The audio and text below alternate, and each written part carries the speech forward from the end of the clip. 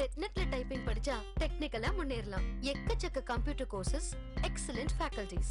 இது மட்டுமா, spoken English, academic project guidance, personality development, internet cafe, computer sales.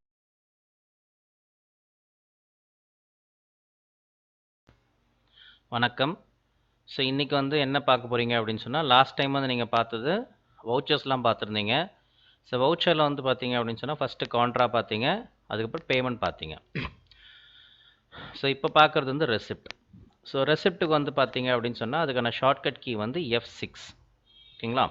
So ரெசிப்ட்டுக்கான shortcut key வந்து F6. So this voucher type is used to record all cash and check receipts.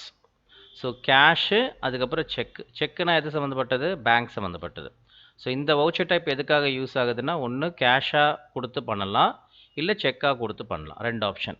ரெசிப்ட்னா நம்ம வாங்குறது. So ப்ரீவியஸாக பார்த்த payment voucher வந்து நம்ம எல்லாமே கொடுக்கறது, செலவுலேருந்து எல்லாமே நம்ம தான் கொடுத்துருப்போம். ஸோ அது வந்து பேமெண்ட் அப்படின்னு சொல்லுவாங்க. உங்களுக்கு அந்த மாதத்துக்கு ஆகிற செலவு, அந்த வருஷத்துக்கு ஆகிற செலவு எல்லாமே வந்து பேமெண்ட்டு. அது பேங்க் இது கட்டுற இன்ட்ரெஸ்ட் கட்டுறதுனாலும் சரி, இல்லை லோன் கட்டுறதுனாலும் சரி, இல்லை இபி பில் கட்டுறதுனாலும் எல்லாமே பேமெண்ட்டாக இருந்தது. அதே மாதிரி இப்போ நீங்கள் எதெல்லாம் வாங்க போகிறீங்களோ அதெல்லாம் ரிசிப்ட் அப்படின்னு சொல்லுவாங்க. ஸோ இப்போ கேஷு இல்லைனா செக் ரெசிப்ட்ஸ் அதை பேஸ் பண்ணி வரும். It may be party R incomes. So இப்போ நமக்கு வருதுன்னா என்ன ஆகும்? பார்ட்டிக்கிட்டேருந்து கொடுப்பாங்க. நமக்கு ஒரு காசு கொடுத்துருப்போம், நம்ம வந்து ஒரு பார்ட்டிக்கிட்ட காசு கொடுத்துருப்போம், கடன் கொடுத்துருப்போம், அவங்க திரும்பி நம்மக்கிட்டே கொண்டு வந்து கொடுப்பாங்க. ஸோ அவங்கள பார்ட்டி மீன் பண்ணுவாங்க. அப்படி இல்லைன்னா இன்கம் அப்படின்னு சொல்லுவாங்க. இன்கம்னா நமக்கு ஏதாவது ரெசிப்ட் மாதிரி கொடுக்குறாங்கன்னா அது வந்து இன்கம் சொல்லுவாங்க. அது எக்ஸாம்பிள் சம்மில் பார்க்கலாம்.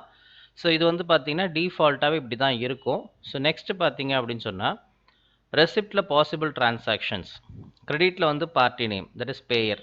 யார் நமக்கு பே பண்ணுறாங்களோ அவங்கள பார்ட்டி நேம் சொல்லுவாங்க. நேற்று பார்த்ததில் பேமெண்ட்டில் பார்த்ததில் வந்து நம்ம யாருக்கு பே பண்ணுறோமோ, ஓகேங்களா? ஸோ அவங்க ரிசீவர் அப்படின்னு சொல்லி பார்த்தோம். அதுக்கு அப்படியே ஆப்போசிட் என்ட்ரி தான் ரெசிப்ட். எப்படின்னு பார்த்தீங்கன்னா, ஸோ அதில் ஃபஸ்ட்டு வந்து டெபிட் இருக்கும், அதுக்கப்புறம் தான் கிரெடிட் இருக்கும்.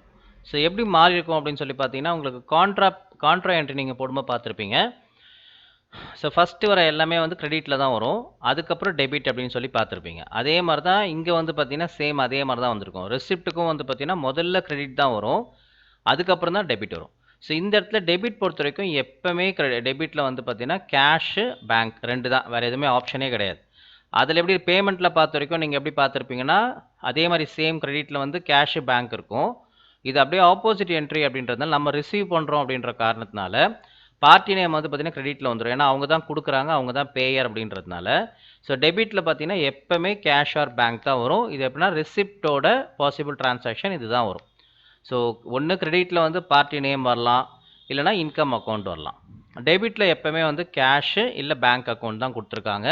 ஸோ அது ஃபாலோ பண்ணிங்க. ஸோ பேஜ் நம்பர் 140 அதை எடுத்துங்க.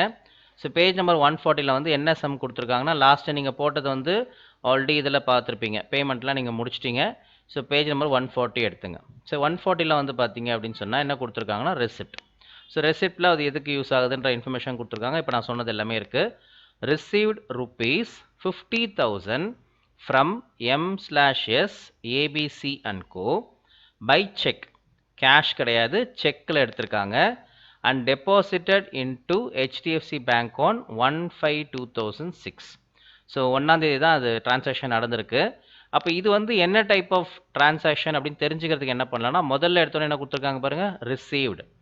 நான் ஆல்ரெடி சொன்ன மாதிரி ரிசீவ்னா என்னது? ரெசிப்ட். பெய்ட்னா பேமெண்ட்டு. வெறும் கேஷு பேங்க் மட்டும் கொடுத்தாங்கன்னா அது contra payment. So that is contra transaction. So அப்போ மொத்தமே 3 வவுச்சர் தான் பார்த்துருக்கோம். ஒன்று கான்ட்ரா, அதுக்கப்புறம் வந்து பார்த்தீங்கன்னா பேமெண்ட்டு, அதுக்கப்புறம் வந்து ரெசிப்ட். ஸோ ரெசிப்ட் பொறுத்த வரைக்கும் பார்த்தீங்க அப்படின்னு சொன்னால் ரிசீவ்டுன்னு ஒரு வேர்ட் கொடுப்பாங்க. இந்த மாதிரி ரிசீவ்டுன்னு ஒரு வேர்டு கொடுத்தாலே அது வந்து ரெசிப்டோட வவுச்சரில் நீங்கள் போடலாம். ஓகேங்களா? ஸோ இதுதான் டிரான்சாக்ஷன். Received rupees 50,000. அப்போ M/S ABC and Co கிட்ட ரிசீவ் பண்ணுறோம்.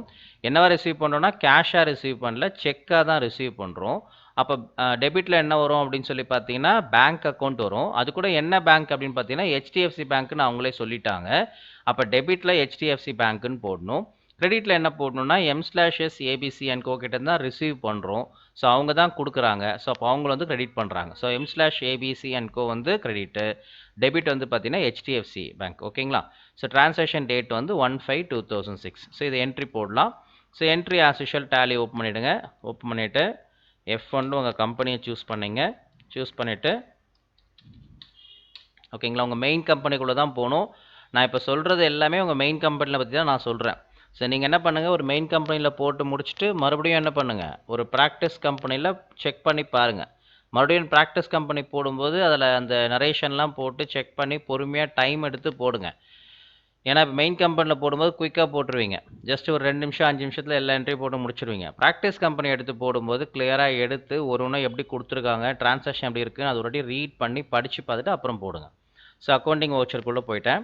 அக்கௌண்டிங் வவுச்சருக்குள்ளே நான் ஆல்ரெடி சொன்ன மாதிரி F12 போங்க. சிங்கிள் என்ட்ரி மோட நோ கொடுத்துருங்க. யூஸ் டெபிட் ஆர் கிரெடிட்டில் எஸ் கொடுங்க. ஸோ கண்ட்ரோல் ஏ. ஸோ இப்போ சேஞ்ச் ஆகிடுச்சு. ஸோ நான் எந்த ஸ்க்ரீன் போக போகிறேன் அப்படின்னு சொல்லி ரெசிப்ட்டுக்கு போகணும். ரெசிப்ட்டுக்கு என்ன shortcut key F6. So already F4 பார்த்துட்டோம், F5 and then F6.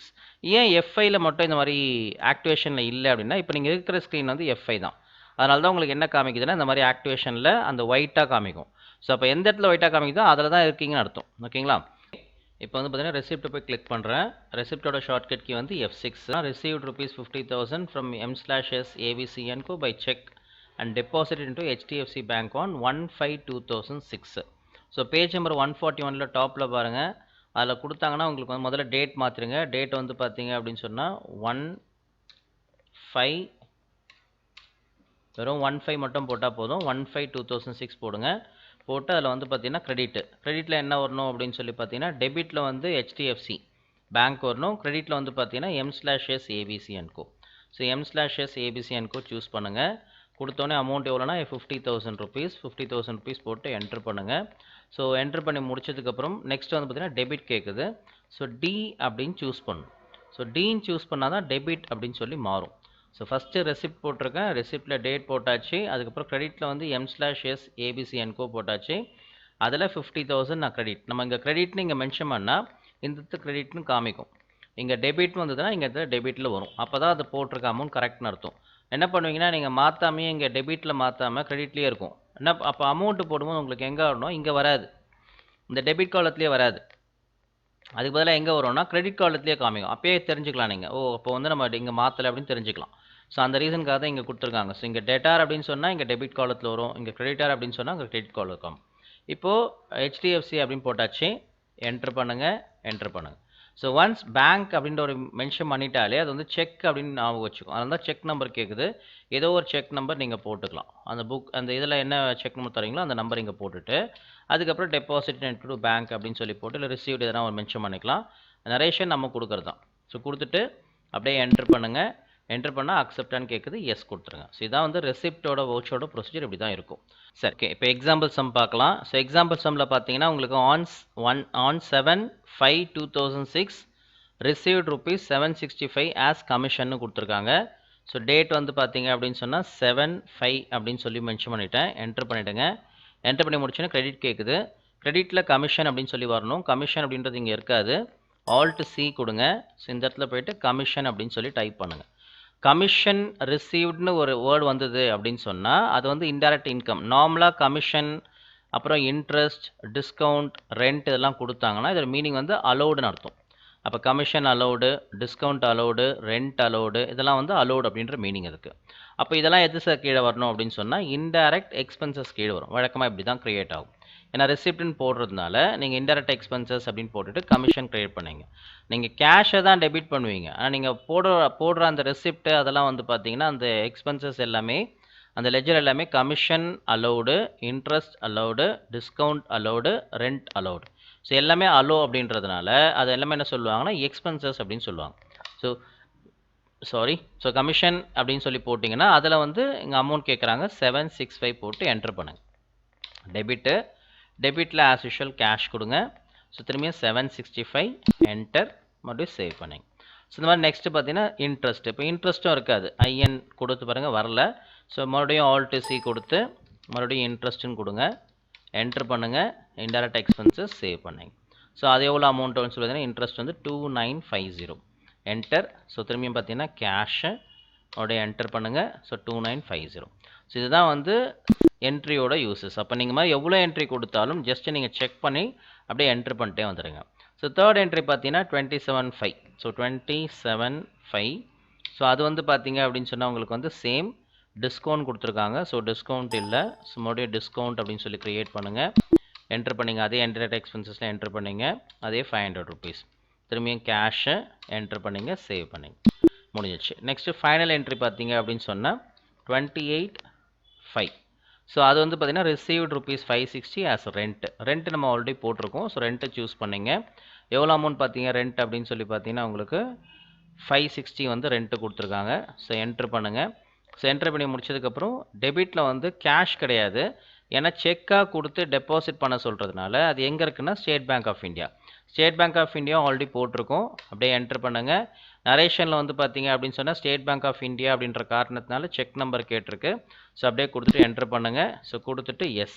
Check நம்பர்லாம் நீங்கள் போட்டு வச்சிங்கன்னா உங்களுக்கு ரெஃபரன்ஸ்க்கு ஈஸியாக இருக்குன்றதுக்காக அந்த நரேஷனில் இப்படி காமிக்குது. நீங்கள் எப்போ செக்கு பேங்க்குன்னு மென்ஷன் பண்ணுறீங்களோ அப்போ தான் இந்த இடத்துல செக் நம்பர் ஆக்டிவேட் ஆகும். இல்லைனா இங்கே செக் நம்பர்ன்ற வேர்டே வராது. ஸோ கொடுத்து என்ட்ரு பண்ணுங்கள். எஸ் கொடுத்துங்க. ஸோ இப்போ வந்து நம்ம 4+1 5 என்ட்ரி போட்டிருக்கோம். எஸ்கேப் கொடுத்து வெளியில் வந்துடுங்க. Display and then day book alt F2 space bar மறுபடியும் ஸ்பேஸ் பார் மறுபடியும் என்டர். சரி இப்போ எல்லா லிஸ்ட்டும் வந்துருச்சு. எது ஸ்டேட் பேங்க் ஆஃப் இந்தியா வந்திருக்கு, கன்வெயன்ஸ் வந்திருக்கு, சேலரிஸ் வந்திருக்கு, எல்லாமே ஓகே ஃபைன். இப்போ எனக்கு வந்து கான்ட்ரா நான் ஒரு 2 என்ட்ரி போட்டிருக்கேன். பேமெண்ட் வந்து ஒரு 6 என்ட்ரி போட்டிருக்கேன். ரெசிப்ட் வந்து ஒரு 5 என்ட்ரி போட்டிருக்கேன். இப்போ இந்த டேட் வைஸாக இங்கே லைனாக கொடுத்துருக்காங்க. இங்கே பார்த்துக்கலாம். ஓகே. இப்போ நம்ம சப்போஸ் அந்த டேட்டில் நிறைய என்ட்ரி போட்டிருப்போம். ரெசிப்ட் போட்டிருப்போம், பேமெண்ட் போட்டிருப்போம், கான்ட்ரா போட்டிருப்போம், சேல்ஸு நிறைய என்ட்ரிஸ் வந்து தனித்தனியாக போட்டிருப்போம். ஏன்னா ஒரு அக்கௌண்ட்டுன்னு எடுத்தாங்கன்னா அப்போ அன்றைக்கி மட்டும் அவங்களுக்கு வேலையே தான். ஃபுல்லாக வந்துட்டு அவங்களுக்கு வெறும் என்ட்ரிஸ் போடுறது மட்டும்தான். ஸோ அப்போ வந்து contra, payment, receipt, purchase, sales நிறைய என்ட்ரிஸ் போடுவாங்க. அப்போ எப்படி சார் நம்ம இதை கிளாஸிஃபிகேஷன்லாம் பார்க்க முடியும்? ஸோ திரும்பியும் சொல்கிறேன். எஸ்கேப் கொடுங்க. டே புக் போங்க. Alt F2 space bar enter space bar இப்படி கொடுத்தா எல்லா என்ட்ரியும் காமிக்குது. நம்ம போட்ட எல்லா என்ட்ரிஸும் இந்த வியூவில் காமிக்குது. இப்போ எனக்கு வெறும் கான்ட்ரா மட்டும் வேணும், இல்லை வெறும் பேமெண்ட் மட்டும் வேணும், இல்லை வெறும் ரெசிப்ட் மட்டும் வேணும் அப்படின்னா இங்கே இருக்குது பாருங்கள். F4 கொடுத்து சேஞ்ச் வவுச்சர்னு ஒரு ஆப்ஷன் கொடுத்துருக்கான். இந்த நீங்கள் கீபோர்ட்லேயே F4 கொடுங்க. அதாவது நீங்கள் வெளியில் வவுச்சர்லேருந்து F4 கொடுத்தீங்கன்னா கான்ட்ராக்குள்ளே போயிடும். இது வந்து கான்ட்ராக்காக மட்டும் நான் பார்க்கல. பேமெண்ட்டு பார்க்கணுன்னாலும் சரி, வெறும் பேமெண்ட் மட்டும் எனக்கு வேணும், வெறும் ரெசிப்ட் மட்டும் வேணும் அப்படின்னா இந்த இடத்துல F4 சேஞ்ச் வவுச்சர் போட்டிருக்கா. இதை கொடுத்தீங்கன்னா ஒரு லிஸ்ட்டு மாதிரி காமிக்கும். அதில் வவுச்சர் டைப்ஸ்ன்னு போட்டு கான்ட்ரா, ஜேர்னல், மெமரண்டம், பேமெண்ட்டு நிறையா காமிக்கும். இப்போ எனக்கு வந்து எக்ஸாம்பிள் ரெசிப்ட் மட்டும் வேணும் அப்படின்னு கொடுத்துட்டா என்ட்ரு பண்ணிட்டா வெறும் ரெசிப்ட் என்ட்ரி மட்டும்தான் வரும். ரெசிப்ட் என்ட்ரி எல்லா டேட்டு தான் வரும். மறுபடியும் F4 கொடுக்குறேன். மறுபடியும் ரெசிப்ட்டுக்கு பதிலாக நான் பண்ணுறேன், பேமெண்ட்டை சூஸ் பண்ணி என்ட்ரு பண்ணுறேன், வந்திருக்கு. ஸோ திரும்பியும் பார்த்தீங்கன்னா F4 கொடுக்குறேன். மறுபடியும் கான்ட்ரா மட்டும் சூஸ் பண்ணி என்ட்ரு பண்ணுறேன், கான்ட்ரா மட்டும் வந்திருக்கு. திரும்பியும் F4 கொடுக்குறேன். ஆல் ஐட்டம்ஸ் கொடுத்து என்ட்ரு பண்ணால் தான் எல்லா என்ட்ரிஸும் காமிக்கும். புரியுதுங்களா? இது வந்து எக்ஸ்ட்ரா ஆப்ஷன். இது எதுக்காகனா நிறைய என்ட்ரி போட்டிருப்போம். இப்போ இன்னும் ஒரு 2-3 நாள் போட ஆரம்பிச்சிட்டிங்கன்னா உங்களுக்கு கிட்டத்தட்ட பார்த்தீங்கன்னா ஒரு 50 என்ட்ரி 100 என்ட்ரி இந்த இடத்துல வந்துடும். ஸோ எல்லா என்ட்ரியும் நம்ம பார்க்குறது வந்து தனித்தனியாக போய் பார்க்க முடியாது. ஸோ ஏன்னா இப்போ எல்லாமே ஒரே டேட் டிஃப்ரென்ஸில் 2, 4 நிறைய டேட்டில் இருக்குது. அந்த டேட்டை வைஸாக இங்கே பார்க்குறீங்க. அப்போ எனக்கு இங்கே என்ட்ரியும் பார்த்தீங்கன்னா வவுச்சர் டைப்பில் வந்து பார்த்தீங்கன்னா கான்ட்ரா, பேமெண்ட் நிறைய காமிக்குது. எனக்கு இப்போ பேமெண்ட்லேயே ஒரு 50 என்ட்ரி போட்டிருப்பேன். அது ஜிக்ஸாக்காக மாற்றி இருக்கும். ஏன்னா டேட் வந்து வேரியேஷன் இருக்கும். ஃபஸ்ட் டேட் இருக்கும், லாஸ்ட் டேட் இருக்கும், போன மாதம் இருக்கும், நெக்ஸ்ட் மந்த் மாதிரி நிறைய மந்த்து போட்டு நம்ம யூஸ் பண்ணியிருப்போம். அந்த மாதிரி டைமில் F4 கொடுத்துட்டு உங்களுக்கு என்ன டைப் ஆஃப் வவுச்சரமோ அந்த பர்டிகுலர் வவுச்சரை மட்டும் செலக்ட் பண்ணிவிட்டு என்ட்ரு பண்ணிங்கன்னா உங்களுக்கு பேமெண்ட் மட்டும் கிடைக்கும். திரும்பி F4 கொடுத்துட்டு ஆல் ஐட்டம்ஸ் இதை கொடுத்து என்ட்ரு பண்ணிங்கன்னா வந்துடும். இது இந்த ஸ்க்ரீனில் வந்து கொடுத்தா மட்டும்தான் வரும். வெளியிலேருந்து வேறு எங்கேருந்தும் பண்ண முடியாது. டிஸ்பிளேயில் டே புக்குள்ளே இப்படி பண்ணணும். இப்படி பண்ணால் மட்டும்தான் உங்களால் அதை கரெக்டாக எடுத்து வியூ பார்க்க முடியும். அதுக்கு ஷார்ட்கட் கீ F4. இங்கேருந்து F4 கொடுத்தோம் நீங்கள் பண்ணிக்கலாம். புரியுதுங்களா? ஸோ இதான் வந்து ஒரு வவுச்சர் கிரியேஷனோட uses. Thank you. Fully air conditioned 100% complete educational center. அதனால தான் ரிசல்ட்டும் 100%